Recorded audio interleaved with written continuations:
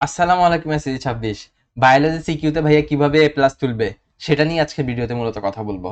আজকে ভিডিওটা দেখলে তোমার সিকিউ নিয়ে যে যে ডাউটস গুলো থাকবে সবগুলো সলভ হয়ে যাবে। কিভাবে তুমি 90 প্লাস নাম্বার এনশিওর করতে পারবো সেটা নিয়ে আমরা কথা বলবো। তাহলে চলো শুরু করা যাক। প্রথমত সিকিউ এ চিত্র দেওয়া বায়োলজিতে মাস্ট।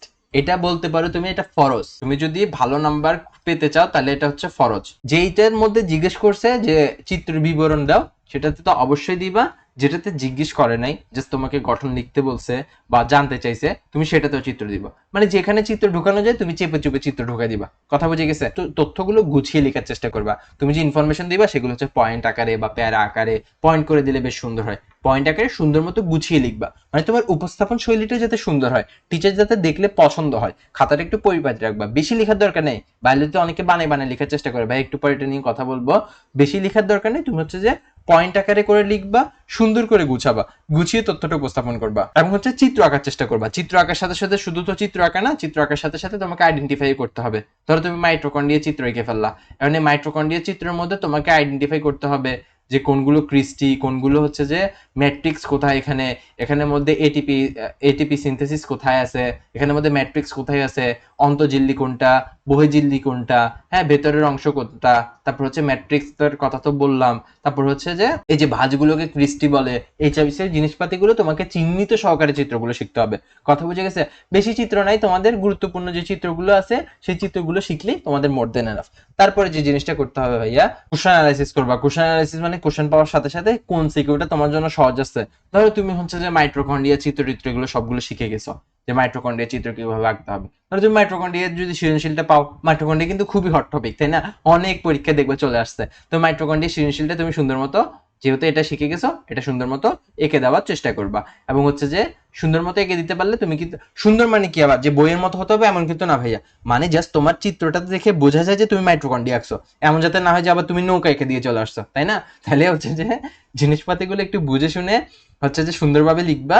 এবং হচ্ছে যে তুমি কোশ্চেন অ্যানালাইসিস করবা। প্রথমে কোশ্চেন পাওয়ার পরে তুমি যেগুলো যেগুলো পারো, যেগুলো যেগুলো পড়ে গেছো, যেগুলো যেগুলো কমন আছে সেগুলো সবগুলো তুমি আগে মার্ক করে ফেলো। মার্ক করে তারপরে সেখান থেকে সুন্দর মতো আনসার করার চেষ্টা করো। এইভাবে করে ফেললে তুমি সহজে আনসার করতে পারবে।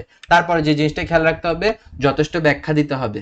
তোমাকে যে কোশ্চেনটা আস্ক করছে সেই কোশ্চেনটা তুমি যথার্থ ব্যাখ্যা দিবা। যেটা জিজ্ঞেস করছে, ধরো তোমাকে বললো যে মাইটোকন্ড্রিয়ার কাজ, ঠিক আছে, বা হচ্ছে যে প্লাস্টিডের কাজ, তুমি ওইটাই সুন্দর মতো প্যারা আকারে লিখো। চাইলে তুমি ছবি দিতে পারো, ছবিটা দিলে একটু ভালো, না চাইলে দিও না।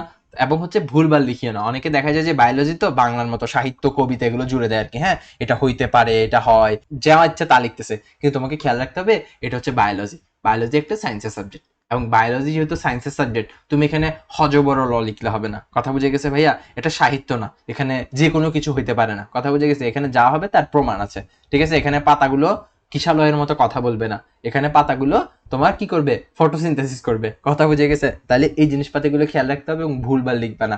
যা লিখবা একদম টু দা পয়েন্ট লিখবা, তাহলে দেখবা ইনশাল্লাহ তোমরা ভালো রেজাল্ট করতে পারবে। এবং যে জিনিসটা খেয়াল রাখবে, বিক্রিয়া এবং ছক ব্যবহার করবে।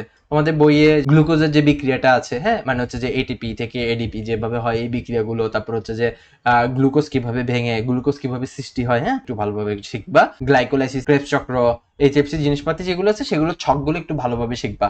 ছক, বিক্রিয়া, চিত্র, এগুলো যদি তুমি ভালোভাবে বায়োলজিতে দিতে পারো তাহলে ইনশাল্লাহ তোমার পরীক্ষাটা খুবই ভালো হবে এবং তুমি ফুল আনসার করতে পারবে। এবং ফুল আনসার করতে করা তো মেইন কথা না, এখানে হচ্ছে যে এ প্লাস এনশিওর করা খুবই সহজ।